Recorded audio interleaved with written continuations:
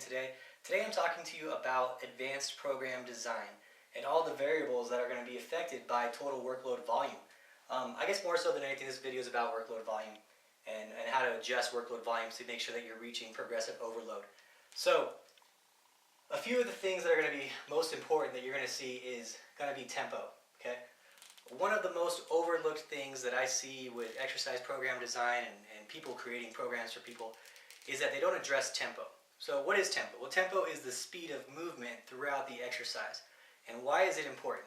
So if you see here, there's two different tempos that I'm working off of. I'm going to give an example of workload volumes and how it's affected by tempo and who's going to get a better result based on different practices in the gym.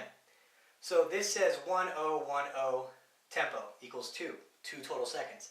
This is 4010 tempo equals 5 total seconds. So what does that mean? Well, 1 is going to be your eccentric movement. Okay, so when the weight's coming down, this is a bench press I'm doing. If the weight's coming down and the negative, that's going to be your starting number, your 1. Your O is your transition. So if I'm holding down here for 1 second, it would be 1, 1, 1. But it's 1, O. So 0 transition, back up 1 second, back down. No holding at the top either. Okay, so there's going to be 1, O, 1, O. The 4, O, 1, O is the same thing, but you're going down 4 seconds on the way down. No transition, 1 up, 4 down on the way down, right? Why does that matter? Well, one of the most overlooked things I see in program design is always going to be tempo. I've seen, I don't know, hundreds and hundreds of programs where it doesn't address tempo. I don't hear too many people talking about it, and that's the most important thing. There's nothing more important than tempo. I will fight that with anyone forever. And the reason is this. It's been proven, it's irrefutable at this point, that 32 to 54 seconds of continuous time under tension is going to elicit the best result in terms of muscle tissue breakdown, therefore creating the best result in muscular hypertrophy as a response to that stimulus. So, why am I going to focus so much on this? Okay, so that comes the next question. Everyone asks, well, isn't more weight better? Doesn't more weight equal bigger muscles? Not necessarily. Muscles don't know weight. And muscle doesn't know if you're lifting 1 pound or you're lifting 100 pounds. It knows stress and it knows tension. Okay, so what I'm concerned with is how much total accumulated stress, total accumulated time under tension you're reaching in one workout. This is my system that I created a long time ago to figure out workload volumes. I was really struggling in the earlier parts of my career when I was trying to get an advanced athlete to a proper workload volume without making them consistently overreach.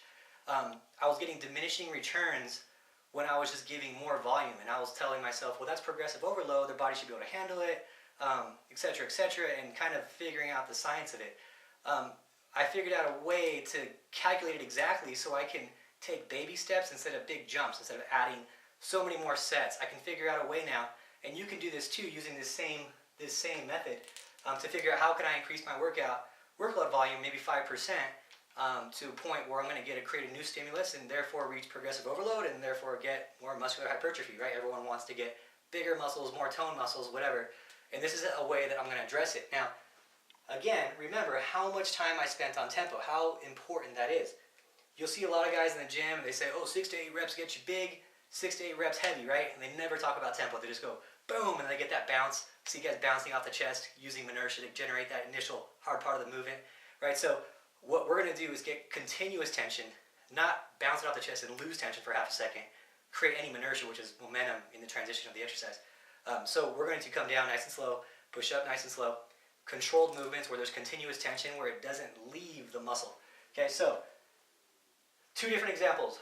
One is pretty much how you see most guys in the gym lifting weights. It is technically not incorrect to do it, but for what they are trying to achieve, which is more time and attention and muscular hypertrophy, is not the optimal way of doing it. Will someone doing a 1010 tempo get good results? Yes. Is it going to be the best results? No. Okay. What I'm after is the best results, and this is how this is going to work. So 1010 tempo, right? 1 second negative. The first number is the negative portion or eccentric movement. So if I'm on a bench press here, 1 second down, 0 transition time, 1 second up, 0 transition time at the top. So you're going like this constantly. 1 second, right? Most guys in the gym won't even reach that. Most guys in the gym are like boom, boom, right? It's not even hitting that 1 second marker. So the 4010 tempo is going to fall into so 4 seconds down, 1 second up, 4 seconds down. Okay, we're going to get more time under tension with doing it the 4010 way. So the 1010 way, someone doing 1 second up, 1 second down, is going to reach 2 seconds per rep. The 4010 way, someone's going to reach 5 seconds per rep, right? Now, 32 to 54 seconds of continuous time under tension has been proven to be the best way to get a result in stimulus in muscular hypertrophy, right? So let's look at two different scenarios. The first thing, we're going to look at pounds, right? Person A, who's lifting, kind of the old style where tempo is not a concern, is going to be lifting 120 pounds. So he does 120 pounds, you times that by 10 reps. Okay, so you have 120 pounds times 10 reps times 16 sets per session. Okay, so he's doing 4 exercises, he's doing 4 sets per exercise, 16 total sets. That person at 120 pounds reaches 19,200 units. 19,200 units times 2 seconds of tension per rep is going to equal 38,400 total workload volume, right? Now I look at subject B. Well, because his tempo is slower, right? 4010, he has to lift less weight. Generally, 15 to 20% less weight, right? So I address that in this scenario to make it not look so lopsided, and that's a realistic number. So he's going to have to decrease his weight, let's say up to 100 pounds instead of 120. Leave the ego at the door. If you're trying to get better muscular results, the big weight doesn't matter. The days of lifting heavy weight to get the best results, those days are gone. See guys doing these crazy bench presses, bouncing off the chest, and then coming off the bench press, and they're like doing this with their shoulder. Let's avoid that. Keep you working out for a long period of time, keep those shoulders nice and healthy, do controlled movements, and get better results. Sounds like a good idea to me. I don't look as cool in the gym, but it sounds like a better idea to me to be lifting for 30 years instead of going through 30 shoulder surgeries because I'm lifting like an idiot. So what I want to do is you take this guy, he's doing 100 pounds. Nice, slow, controlled movements. He's at very low risk for injury because he's super controlled. His weight's down, so it's not as much stress on the joint as well. Sounds like a good idea to me.